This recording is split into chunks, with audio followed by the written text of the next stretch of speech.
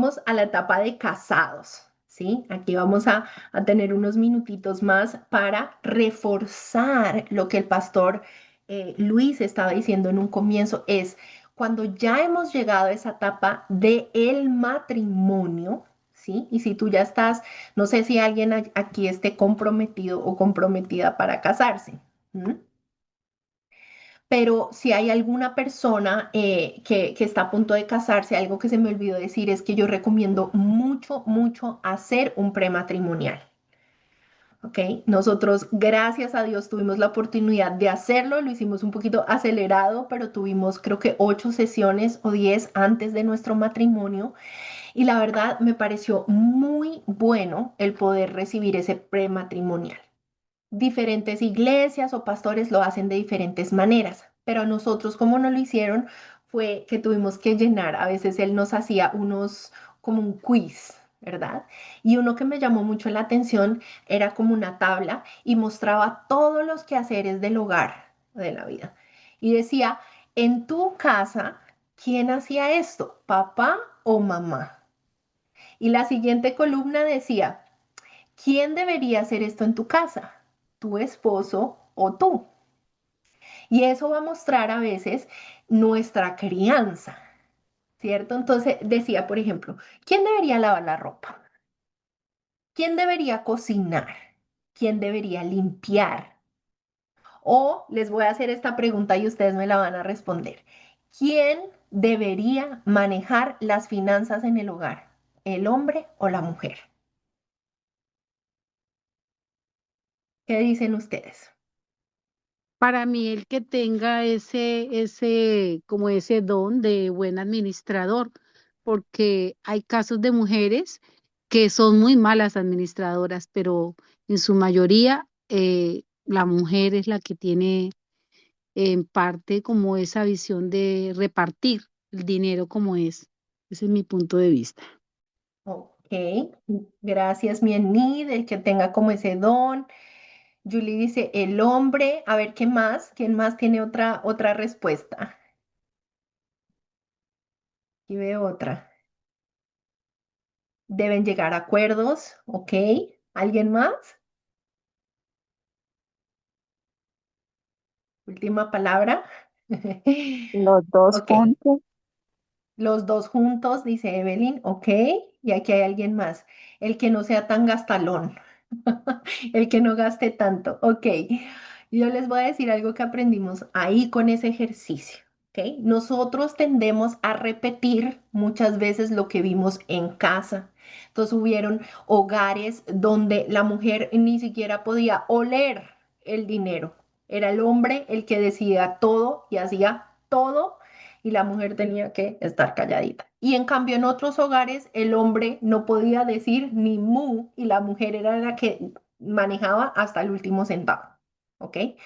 Pero en realidad mucho de lo que dijo Enidia, Anita, es cierto. Las finanzas, como todo en el matrimonio, deben estar involucrados los dos.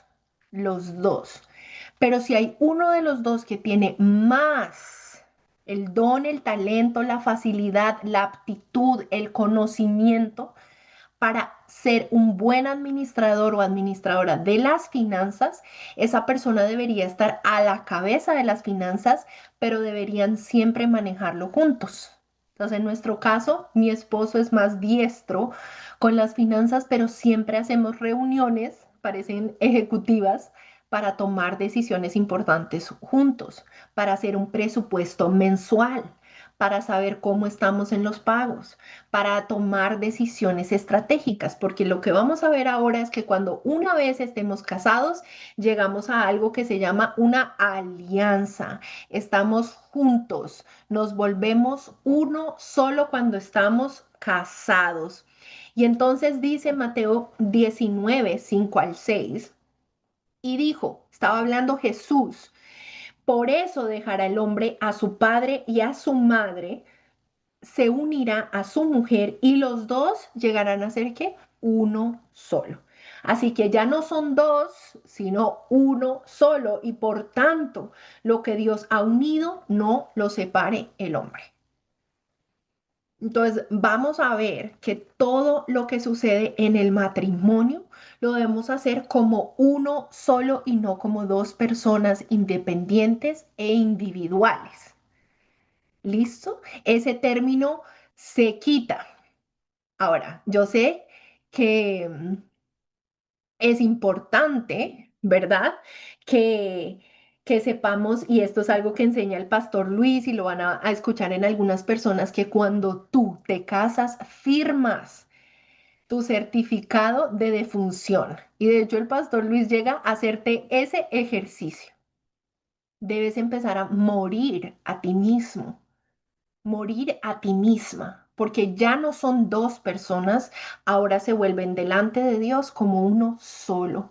Entonces, por eso es importante que debe haber transparencia en todas las áreas en las que vamos a nosotros ver, ¿sí? Lo primero que dice este versículo, que es muy importante, que dice, dejará, ¿verdad? El hombre. Si un hombre no está listo para dejar a papá y a mamá, no se case. Si un hombre no está listo financieramente para proveer para su casa, es mejor que todavía no se case, porque es bíblico que debe dejar a padre y madre. Ah, pero yo lo dejé, pero sigo viviendo acá. No, no es sabio. La Biblia dice, debe dejar, debe haber una separación, porque ahora está comenzando su nueva vida, donde necesita desarrollarse como una pareja, ellos dos. Entonces, lo primero que vemos aquí es que sí es importante salir a su propio espacio y tener su propia independencia, que es una de las cosas que a veces sucede, que viven con tantas personas que todo el mundo parece que es parte de ese matrimonio. Está involucrada la suegra, el suegro, el tío, 5 nietos, primos. No.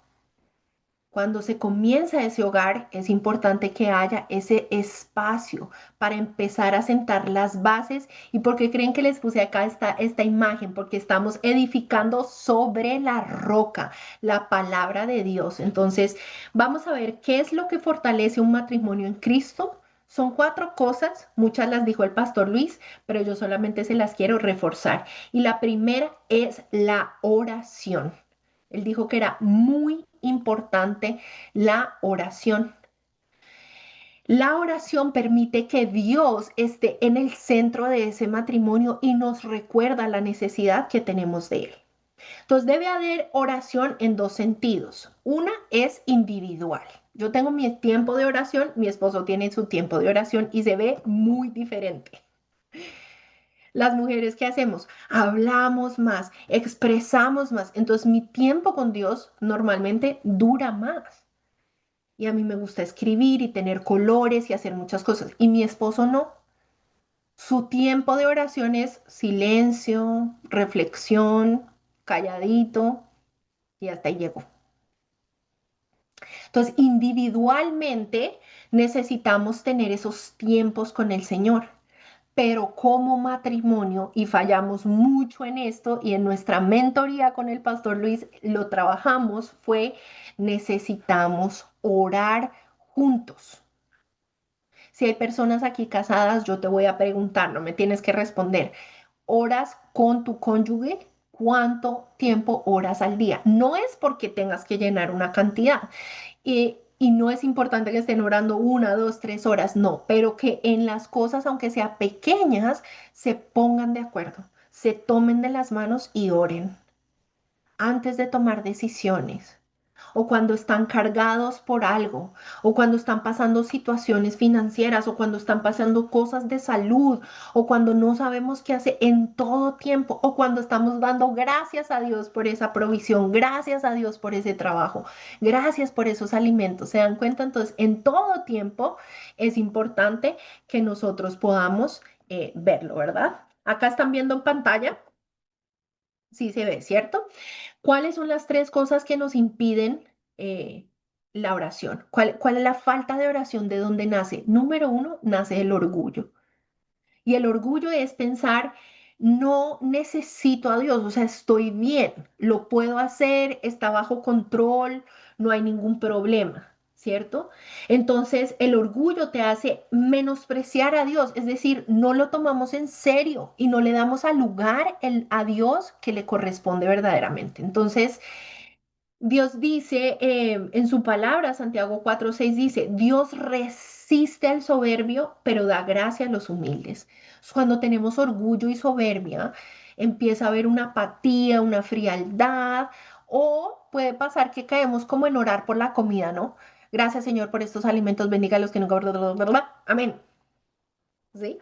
Pero Dios quiere un poquito más de eso. Dios quiere ministrarnos como pareja y como esposos. Dios quiere enseñar a la esposa a orar por su esposo y Dios quiere enseñar a su esposo a orar por su esposa. También Dios quiere enseñarnos a orar juntos como esposos. Que dijo el pastor Luis, que muchas esposas de pastor o de líderes decían, mi esposo ora por mí, pero no ora conmigo. ¿Sí? Ahora, ¿cuál era el problema entre mi esposo y yo al comienzo cuando empezamos a hablar con el pastor Luis? ¿Por qué no oramos juntos? Porque él decía, mi esposa ora muy largo, que lloraba mucho rato, que yo me demoraba mucho rato orando y ya eso era para él demasiado y así fue desde que hemos sido novios. Entonces, para mí orar, y ustedes conocen a mi mamá y nos encanta orar y orar y orar y orar. Entonces yo ya tenía como un poquito más de resistencia a la oración. Entonces para mí era normal, media hora y media, pero para mi esposo no. Y recuerdo esta oportunidad, pobrecito, yo le pedí perdón porque no me había dado cuenta de eso, pero cuando hablamos con el pastor Luis, una vez hicimos un viaje por tierra que duraba, no me acuerdo tan cuánto. Bueno, tú me recuerdas, amor, pero yo creo que unas 5 horas, 6 horas. Y yo dije, voy a aprovechar para orar. Y le dije a mi esposo, amor, ¿me permites orar un momento? Y ese momento se extendió casi todo el viaje. Yo estaba inspirada, yo estaba orando por toda la familia, nombre tras nombre tras nombre, luego estaba orando por la iglesia de Cristo. Y mi esposo iba manejando y yo creo que él ya no podía más. Yo orando, orando, orando por tantas cosas. Entonces el pastor Luis fue muy sabio y dijo, ¿sabes qué? Van a orar juntos, pero Robert va a orar primero y Vanessa va a orar de segundas. Y Vanessa va a orar el mismo tiempo que Robert haya orado. Entonces, si mi esposo oró 5 minutos, yo voy a orar 5 minutos después de él y se acabó la oración. El resto me lo reservo para mi oración a solas con el Señor. ¿Listo? Si mi esposo se inspiró y oró 10 minutos, yo oro también 10 y estamos listos. Si es un día en que solo oro un minuto, yo también oro un minuto y acabamos. ¿Listo? El poder de la oración no está solamente en cuánto tiempo lo hacemos, sino en que estemos de acuerdo. Así que les animo y si somos las mujeres, dejemos orar al hombre primero y vamos a orar la misma cantidad. Pero lo importante es orar, reconocer que necesitamos al Señor en nuestro matrimonio. Número dos, la incredulidad. A veces creemos la mentira de que orar no cambia nada. ¿Para qué sigo orando si las cosas no cambian? A veces estamos atravesando tiempos difíciles y no vemos la respuesta de Dios y nuestra fe mengua y viene la incredulidad a querer meterse. Pero Santiago 1:6 dice, pero pida con fe, no dudando para nada, porque el que duda es semejante a la onda del mar, que viene y que va, ¿cierto? Entonces necesitamos que esa fe se fortalezca y que tú y yo debemos creer que la oración del justo puede mucho y que aunque no veamos todavía la respuesta, hay que perseverar en la oración. Y tercero, la idolatría. ¿Sí? ¿Qué es la idolatría? Es darle el primer lugar a lo que yo estoy viendo, creer en ese ídolo, en esa persona, ¿verdad? Los israelitas tenían ídolos y eran hechos de madera, hechos de oro, porque era algo visible, era algo en lo que yo me puedo confiar, pero no le daban el primer lugar a Dios. Entonces, Mateo 15:8 nos dice, este pueblo de labios me honra, pero su corazón está lejos de mí. ¿Ven?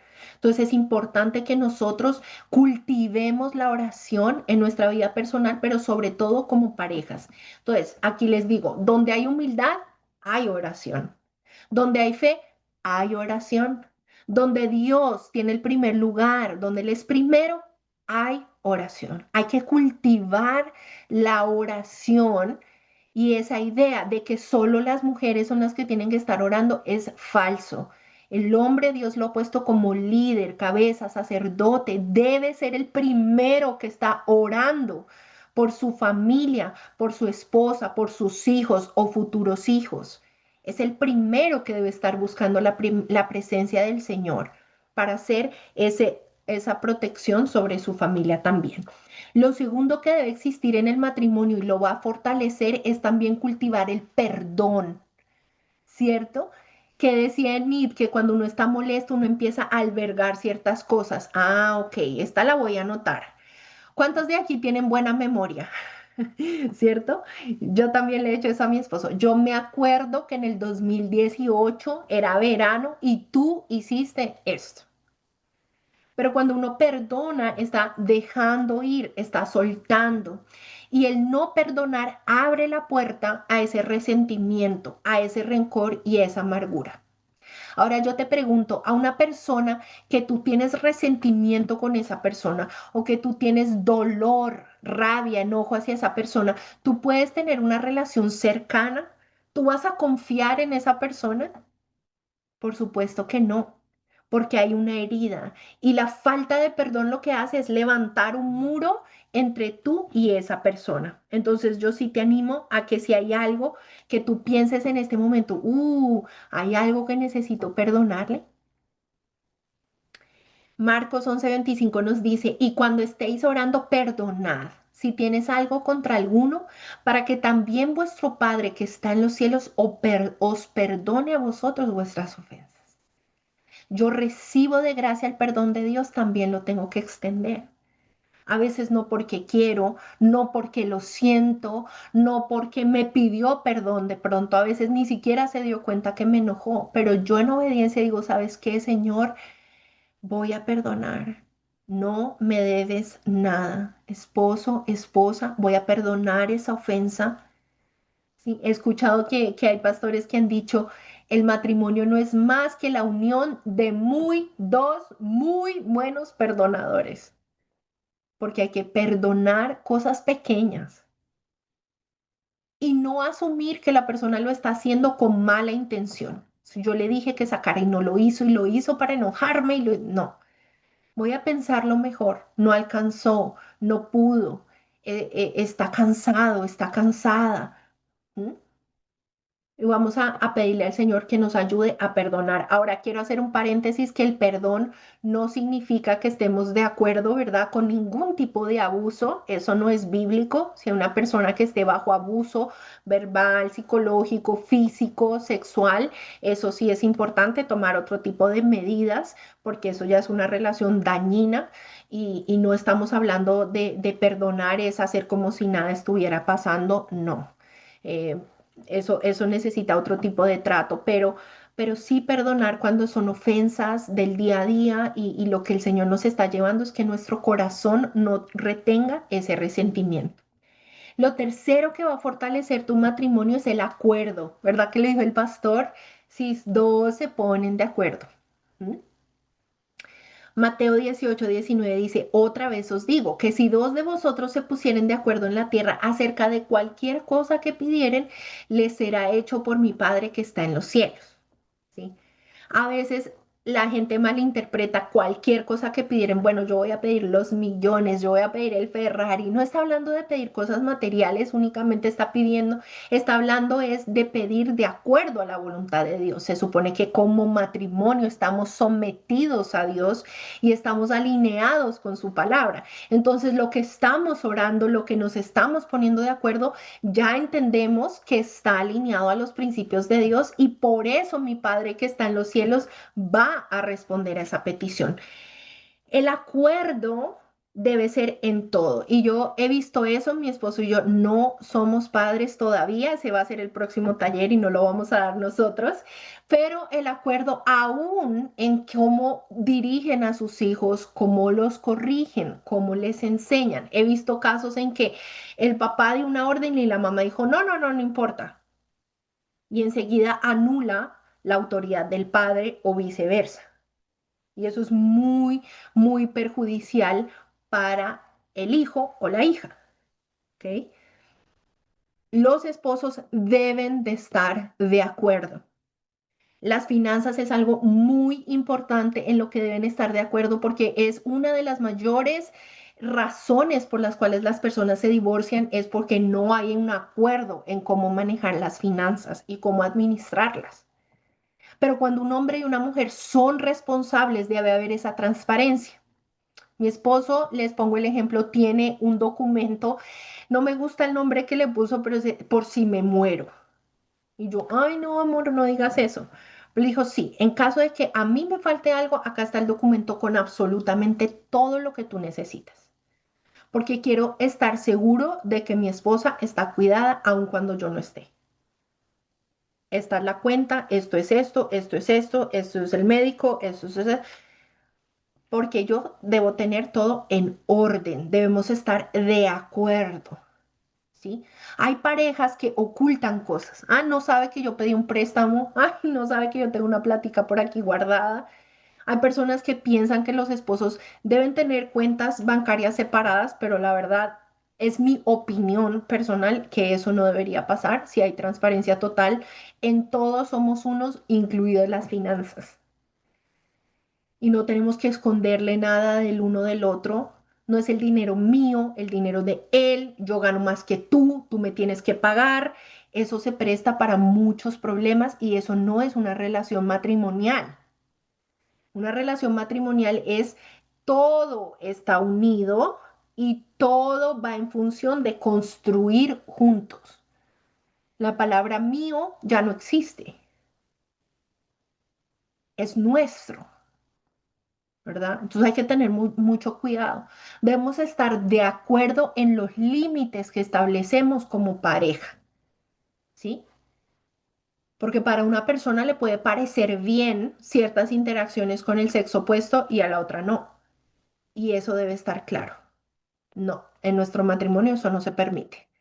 Yo no me voy a ir a almorzar a solas con un hombre, mi esposo sí que menos va a ir a almorzar solo con una mujer, ¿cierto?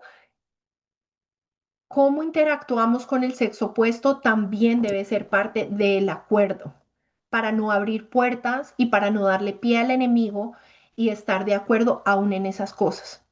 Otra cosa en lo que debemos estar de acuerdo es en la familia, cómo manejamos las relaciones familiares, que también puede ser una razón de mucha tensión.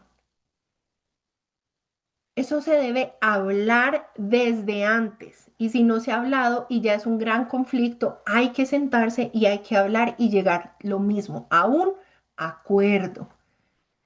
¿Qué vamos a hacer cuando es tu familia? Hay familias que son más complejas, más difíciles de navegar que otras. Hay familias más sanas emocionalmente que otras. Entonces la interacción a veces se hace difícil y por eso es importante llegar a un acuerdo de que mi esposo o mi esposa y yo, o sea, mi cónyuge y yo estamos en un acuerdo total en cómo vamos a manejar esas relaciones difíciles y qué límites sanos y saludables vamos a poner para guardar nuestro matrimonio porque esa es nuestra prioridad. Otra cosa en la que debemos estar en acuerdo es cuando nosotros estamos en público, cómo nos manejamos el uno con el otro. O sea, hay bromas que yo le puedo hacer a mi esposo y que en realidad eso le están ofendiendo y le hacen sentir mal por dentro. Entonces, o viceversa. Debemos tener cuidado y ponernos de acuerdo. ¿Sabes qué? Nosotros no vamos. Y les voy a dar ejemplos prácticos de algo que fue algo que hicimos en nuestro prematrimonial y les puede servir. Es llegamos a estos acuerdos desde antes. Si hay personas aquí que están casadas y nunca lo hicieron, yo les animo que comiencen a hacer esos acuerdos desde ahora, aunque van a ser un poco más difíciles de implementar.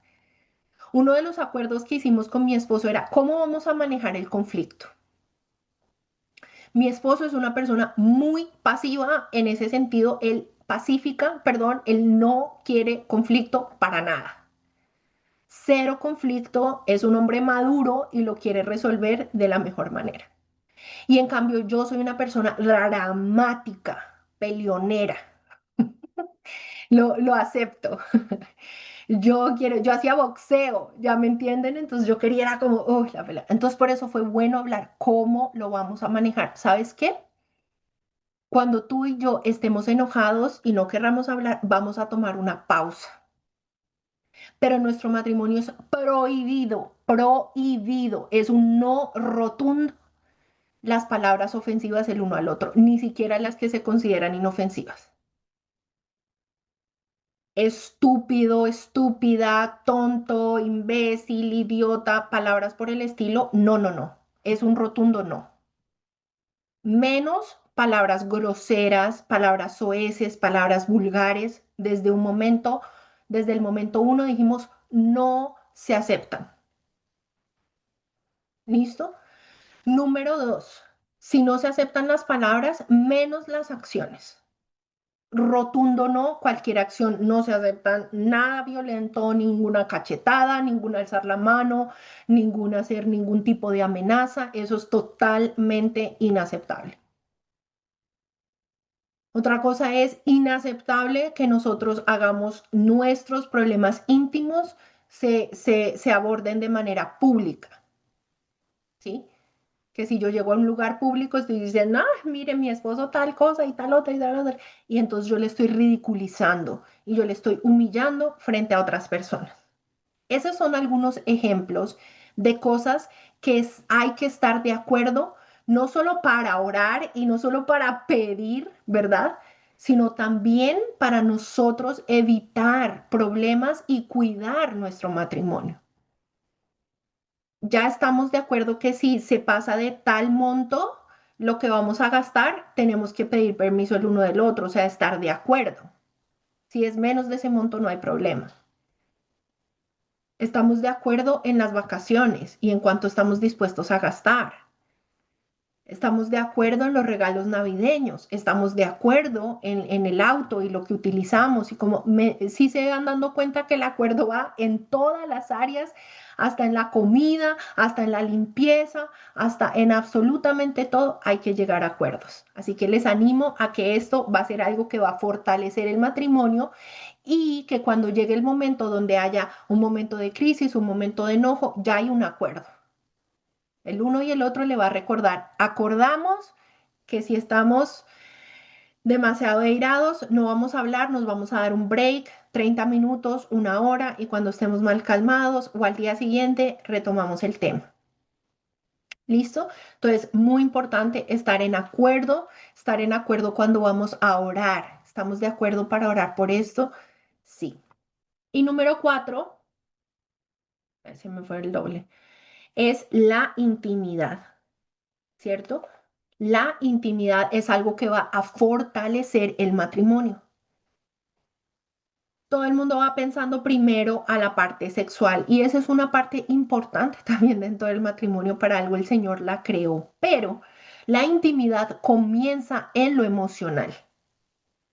En todo aspecto emocional, en mi mente, en mis emociones, en mi alma y en mi cuerpo, el Señor desea que seamos uno solo. Por eso que yo les animo a las personas que no estén casadas todavía a que no tengan intimidad, no solamente física, no abra su corazón, no desnude su alma a una persona que no es su cónyuge, porque puede salir muy herida. ¿Ok? Primera de Corintios 7:5 nos dice, no se nieguen el uno al otro, a no ser de común ¿qué? Acuerdo, lo que acabamos de decir, y solo por un tiempo para dedicarse a la oración. ¿Ok? No tarden en volver a unirse nuevamente, de lo contrario pueden caer en tentación de Satanás por falta de dominio propio. Entonces, si hay parejas que dicen, no, hace 5 años que no tenemos intimidad, eso es un problema según la palabra de Dios, porque él está diciendo que una manera en la que la pareja está manteniendo su relación cercana, el amor, el gusto, el cuidado del uno por el otro, es también que está diciendo no negarse el uno al otro. Nótese que no dice no forzar. La intimidad no es algo forzado, es algo que nace. Así como tenemos intimidad con Dios y queremos entregarnos por completo a Él, también eso pasa en la relación de matrimonio, que por amor a esa persona quieres entregarle todo de ti. Pero el problema es que no puede haber una buena intimidad física si en otros aspectos no hay intimidad. Entonces la intimidad es poder tener esa transparencia, esa honestidad, ese poder confiar plenamente en esa persona y entonces empezamos a construir juntos. Y entonces eso se traslada también a la intimidad física, ¿sí?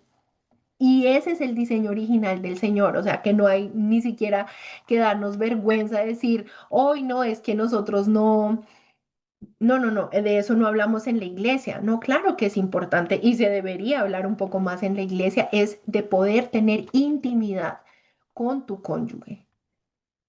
¿Listo? Entonces eso es importante. Recientemente mi esposo y yo hemos hecho algo y es que como a mí me operaron de este ojo recientemente, mi esposo había comprado unas tarjetas, ¿verdad?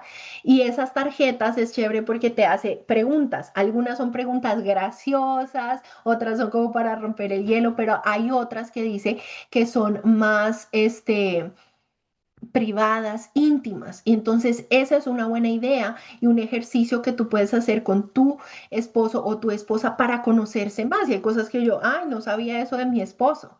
Y te preguntas cosas de tu niñez y el día más importante de tu vida y cómo te sentiste cuando esto pasó. Entonces ha sido un ejercicio interesante que no estamos viendo televisión, que no ponemos una película, sino que sacamos las tarjetas. Claro, yo tenía que estar con mis ojos cubiertos, pero estamos hablando, conversando, conociéndonos, entonces eso fortalece esa relación matrimonial.